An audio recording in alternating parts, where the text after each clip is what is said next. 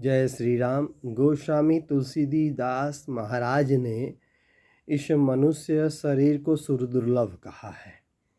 सुर दुर्लभ और कहा सब ग्रंथन गावा।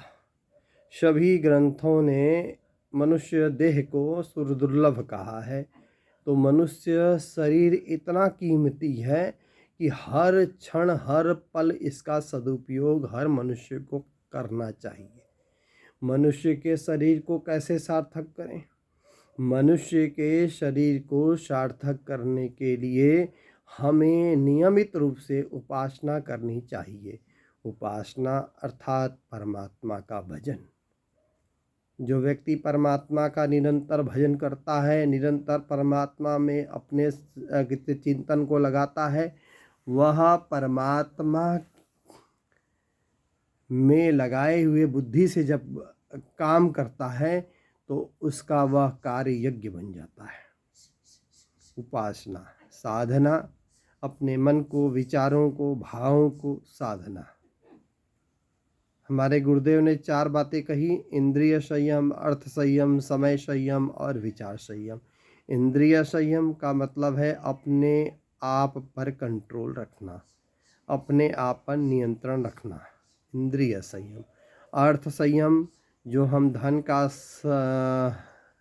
उपार्जन करते हैं उस धन का सही सदुपयोग करना, सत्कार्यों में लगाना। समय संयम, अपने समय को फिजूल के बातों पे न लगाना। फिजूल के बातों में लगाने के बजाय अपने आप को उत्कृष्ट बनाने के लिए, श्रेष्ठ बनाने के लिए उस समय का सुनियोजन। विचार संयम, मनुष्य के अंदर जो विचार हैं उसका संयम करना चाहिए और विचारों को श्रेष्ठ बनाने के लिए स्वाध्याय अपनाना चाहिए। स्वाध्याय के माध्यम से जो हमें विचार प्राप्त हुए हैं उस विचार के अनुसार अपने जीवन की रीति नीति बनाना। जब व्यक्ति इन कार्यों में लगता है तो उसका जो मन है वह सतोगुणी बनता है, और जब व्यक्ति सतोगुणी मन से कोई भी कार्य करता है तो उसका कार्य शुभ होता है और उसके कार्य से परमात्मा प्रसन्न होते हैं। यह परमात्मा संसार रूपी जो उद्यान है, जो संसार रूपी बगीचा है, वह परमात्मा का ही बगीचा है। इस परमात्मा के बगीचे की सेवा करना। साधना, उपासना, साधना, स्वाध्याय, अपने मन के अंदर कुविचार न आने पाए इससे सुविचारों में रहने के लिए स्वाध्याय करना। उपासना, साधना, स्वाध्याय। संयम, अपने आप में नियंत्रण करना, यह संयम है। भोजन का संयम, विचार का संयम, जितने प्रकार के संयम हैं अपने जीवन में लाना। संयम से शक्ति जागती है और संयम से ऊर्जा ऊर्ध्वगमन को बढ़ती है और संयम करने वाला व्यक्ति जो है श्रेष्ठ बनता है। सेवा, सेवा निस्वार्थ भाव से सेवा करना, चाहे अपने घर परिवार में सेवा करना, अपने माता पिता की सेवा करना, घर में बड़े बुजुर्गों की सेवा करना और समाज में भी सेवा करना, तो उसमें निस्वार्थ भाव होना चाहिए। निस्वार्थ भाव से जब व्यक्ति सेवा करता है तो उसका वह सेवा भी यज्ञ कार्य बन जाता है। यह 5 कार्य निरंतर जब व्यक्ति करता है तो उसका मनुष्य जीवन सार्थक होता है। इसे जीवन सार्थक बनाना चाहिए, उसको सही कामों में लगाना चाहिए। सही कार्यों में जब हम अपने जीवन को लगाते हैं तो हमें फिजूल की बातों पे हमारा ध्यान नहीं जाता, और जब फिजूल की बातों में ध्यान नहीं जाता तो व्यक्ति सदैव सन्मार्ग की ओर आगे बढ़ता है। और यही तो जीवन का उद्देश्य है कि व्यक्ति उच्च विचारों से ओतप्रोत होकर के अपने जीवन को अच्छा बनाए। नहीं तो मनुष्य जीवन को यूं ही समाप्त कर देता है काम, क्रोध, लोभ, मोह, अहंकार में।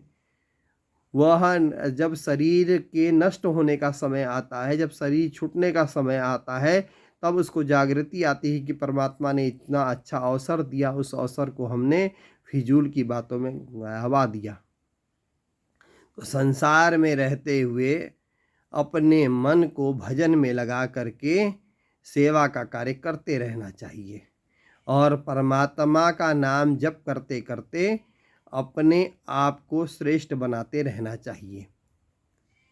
क्यों? क्योंकि हमारे शरीर के संबंध हैं माता से, पिता से, भाई से, बंधु से, पत्नी से, पति से, सबके संबंध हमारे हैं।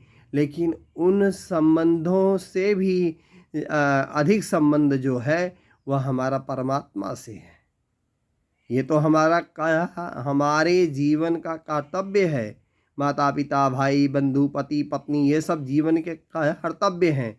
लेकिन इससे भी हरे जो है वह परमात्मा है और इस परमात्मा को, ये सब भी परमात्मा के ही अंश हैं। क्योंकि सिया राम में सब जग जानी, तो माता पिता, भाई, बंधु, यह हमारे कर्मों के कारण हमारे साथ हैं, यह हमारे कर्मों के कारण हैं। लेकिन यह हमारे कर्मों के कारण हमारे साथ हैं, इसलिए हम उनके साथ अच्छा व्यवहार करके अपने जीवन को सुमनित बनाएं। हमारा सबसे प्रेम रहे, सबको सम्मान दें, वाणी अच्छी बोलें। लेकिन मनुष्य का स्वभाव है, उस स्वभाव को वो बदल पाता। अब मनुष्य अपने स्वभाव को कैसे बदलेगा? मनुष्य अपने स्वभाव को तब बदल पाएगा जब उसके जीवन में उसके सद्गुरु का मार्गदर्शन होगा। बिना गुरु के तो व्यक्ति भव निधि पार नहीं हो सकता।